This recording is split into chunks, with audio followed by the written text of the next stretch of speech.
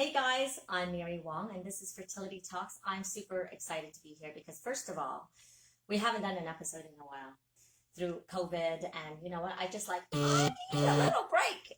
And then we're on vacation, first day, and I'm like, oh my gosh, we're here in beautiful Calgary and Alberta in Canada, and my dear friend Ashley Abbs is here and she just wrote about Yay. So I'm like, hello, we have to interview her. And why? Because we want you to benefit. Tell us a little bit about who you are first, because it's like, actually, I think we need to create a context. It's like, how the heck do we meet? Yeah. I guess I need to start off by saying who the heck I am. Because some of you, if it's your first time, I'm a traditional Chinese medicine practitioner. I am the founder and CEO of Alive Holistic Health Clinic in downtown Toronto. I'm the author of Pathways to Pregnancy. And I have a podcast called Embrace You First, which is going to change, but we'll talk about that another time. But I'm super thrilled because we're doing all things fertility. And right now, we're going to include more conversations as we start another podcast, but we're going to keep it real about fertility today, and this is why Ashley Abbs is here, and we met. Can you remember when we first met? Oh God, that would have been like 2010 or something like that. Lean in, because we can't see you. Okay. Yeah. Oh my gosh, really? Yes, for sure. No, before. Before, maybe. Yes. A retreat with Randine. Yes. So First Dr. Randine Lewis, yes, who wrote The Infertility Cure. And what is so cool is, like, I think half the people that are like part of that community of practitioners are writing books and have written books. Yes. Right? Yeah, there's like, I can count a couple of people already, like between Denise Wiesner and Susan Schiff. Anybody else? Anyway, so you'll have to check out everybody's books. We'll interview them another time, but here we are. And let's talk about who you are and then why you wrote this book and how that came to be and like your background, and just want to know lots. Awesome. Okay, so yeah, I'm Ashley Abbs. I'm a doctor of acupuncture here in Calgary, Alberta, Canada. I'm the owner of Terrasana Health, a wellness center dedicated to women's health specifically. I've worked in fertility for over 15 years. A member working with Randine as being one of my mentors. And also, I work with the 5 Elements. My mentor is Lori Bashar, and long-standing mentorship with her. And how this book came to be is I love the 5 Elements. They're like a puzzle piece that everything just fits together, in part just by knowing somebody's 5 element type. So in my practice, I actually have my patients, when they're new to me, take a quiz. They take a 5 element quiz, so that I can get an inkling as to who they are before they even walk in the door. Right. So, because what is 5 elements, right? We all have all of our elements within us. Yes. But lean in, because people can't see you. It's going to be cut off. We're both double vaccinated, just so you know. Yes, absolutely. So the 5 elements are earth, metal, water, wood, and fire, and we have all of the 5 elements within us. However, we usually have 1 or 2 that become dominant, and those are the driving forces of your motivations, the way that you cope, the way that you deal with stress. All of those things where they're specifically, each element type is specifically looking to fill certain needs, and they're different based on what your 5 element type is. And so I'm able, in my practice, and specifically with fertility, because it's stressful and you're dealing with a lot, is being able to curate a specific plan that actually also, the vitamins and the herbs and all of that, but in specifically your self-care, to curate that to really benefit your 5 element type, so that it can really feel whole and allow yourself to move into those harder places of self-discovery as you're on this journey. Totally. And let's make it even more identifiable, because here's the thing, we're not all cookie cutters. And unfortunately, there's a lot of cookie cutter plans, right? So it's like, when you look on the internet and it's like, okay, a fertility diet or, specific exercise. But really, we need to go even more deep and look at, well, what really works for you individually. And, when you go back and really discover yourself and who you are innately through your 5-element type. I don't know if you can tell, but I'm a bit of a fire person. Actually, I've been told like triple fire, but that's the size of like fire. So, and obviously not everybody is fire. And so it's like, how do we tap into what, fills you up, right? Because, what feeds me as a fire person is going to be totally different as an earth or as a Absolutely. water. And so I'll let you speak to that. Yeah, I'm just so going to be to quiet. speak into the fire. So the fire really needs connection and intimacy and relationship and closeness and happiness. And those are the foundations or the core requirements that have to be filled. And let's face it, some of those things kind of fall by the wayside in a fertility process. And so the conversation then becomes, how can we get the relationship back, that closeness, that intimacy? Because that is not only going to help the process of making a baby, but also the actual relationship and feeling. Yes. Well, yes. So a relationship with yourself, Exactly. relationship with a partner if you have one. Yeah, and your family and your community and everything else, right? Yes. So it's really about how do we bring community back into the process of your fertility. Whereas for an earth person, it's about nourishment and support. And so they have these teases where they're kind of similar, but they're really not. And so the support, feeling clarity, mental clarity, getting grounded. And so that individual is really about learning and allowing themselves to be enough, even through the process of not feeling like they're enough while they're having a baby. Oh my gosh. And you hit the nail on the spot, right? Because this is actually what happens. Like, you have a failed cycle, or you don't get pregnant with that pea stick, right? And then what do? You automatically, there's some kind of a self-blame. I'm not good enough. I didn't eat enough. I didn't take the right supplements. I oh my goodness, I had that cake, or whatever it is, the story of that inner critic really coming in to tell you that you're not enough, when really it's about establishing the system to... Okay, we're in the middle of an interview, and just so you know, we are in a hotel room, so things happen, and my daughter just is walking in, and it's she just came from swimming, and actually she was an IVF baby, FYI. So we're just going to continue doing this interview, and that's that.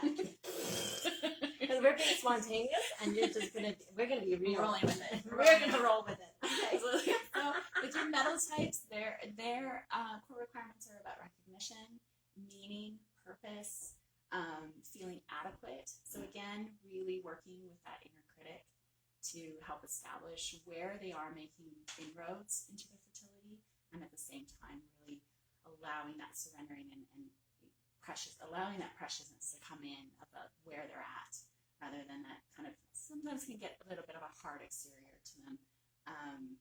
Right, because if you think of metal, right? Exactly. Metal is literally like this hard metal that has a barrier, or not like a suit of armor. Exactly, right? exactly. And really, at the same time, they have the ability to be molded, and art and clay can be molded, rock can be chiseled, metal can be melted, and so there's this real opportunity for alchemy to occur, which we just have to kind of work with that purpose as to why we would go into the deeper parts beyond just the checklist or the cookie cutter process of how this is going to happen. So now you've covered fire, you've covered earth, and then metal. So let's talk about water. So water is about safety and security, and at the same time authenticity and freedom. Mm-hmm. So this is where rules, the hard rules of this is the way you're going to do this, are not going to work, or they're only going to work for a little bit of time as long as they feel aligned. But as soon as they start to have that rigidity where you're feeling a bit stuck and things aren't able to flow, then we need to change it. We need to change it. We need to bring in new life, new possibility of how we can move through. Absolutely, because if you think about water, it should be flowing freely, like a stream or an ocean, not like stagnant water. Exactly. Right? Exactly. And also cultivating that ability to feel really secure in this moment right now. So applying, maybe meditation or ways to really convene with your soul is really important for our water. Awesome. Okay, so last Oh, yeah. but not least, wood. So wood needs to know that they're doing something that's making them go somewhere. So growth and development and vision are so important for a wood type. And as we know in the fertility process, it's very easy to lose hope that this is actually going to happen for you.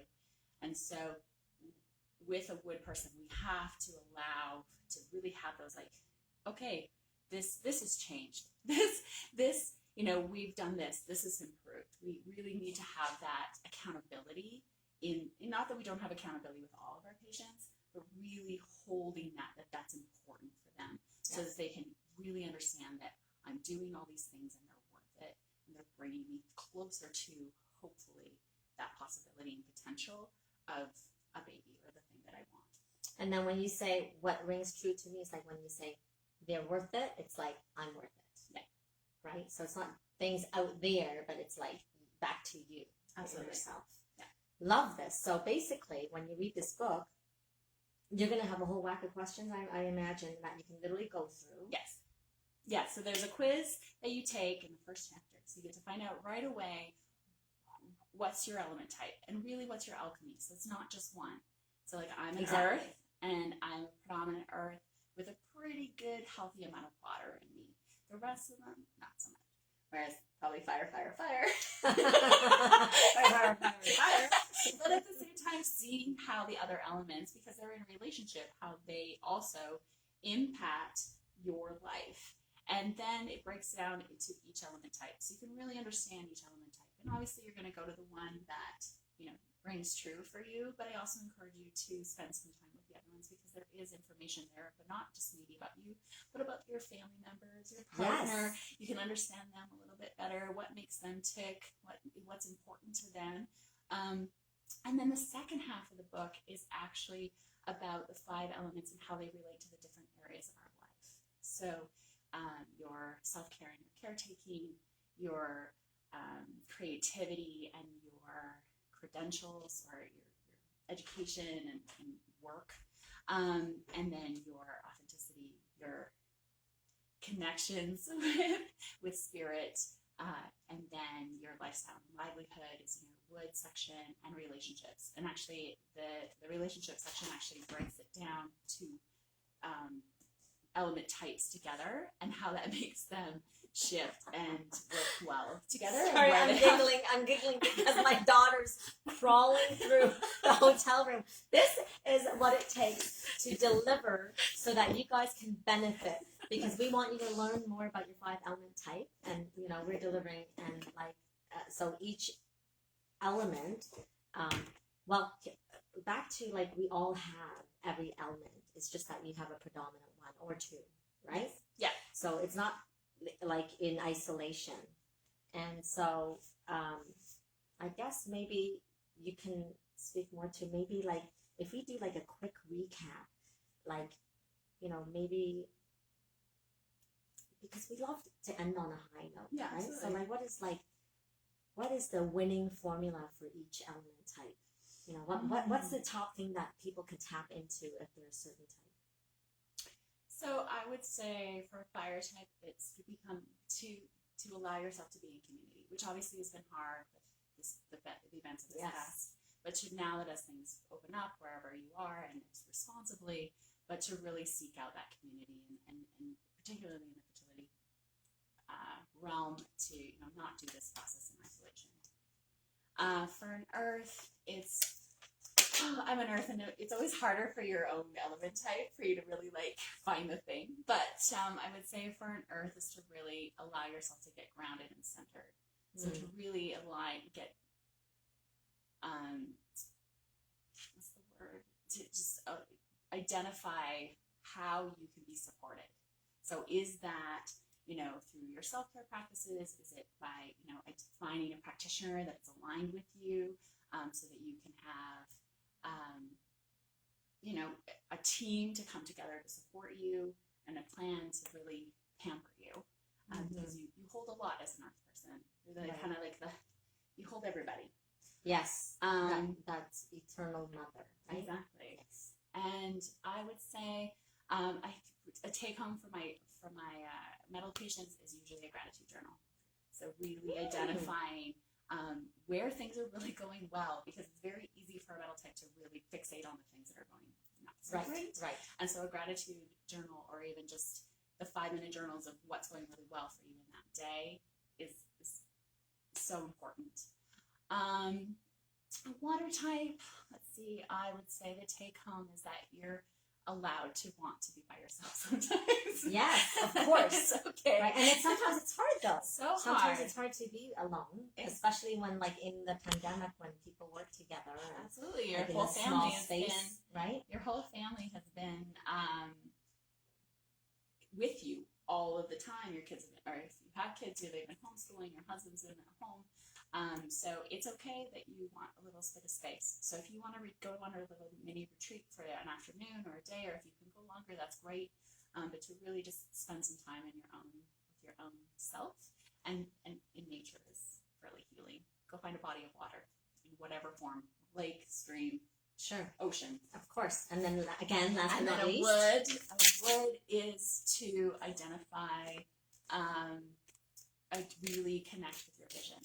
So to really connect with your vision, and at the same time, see how your vision, even, maybe you don't have the baby right now, but how can you live in that energetic of what you envision now?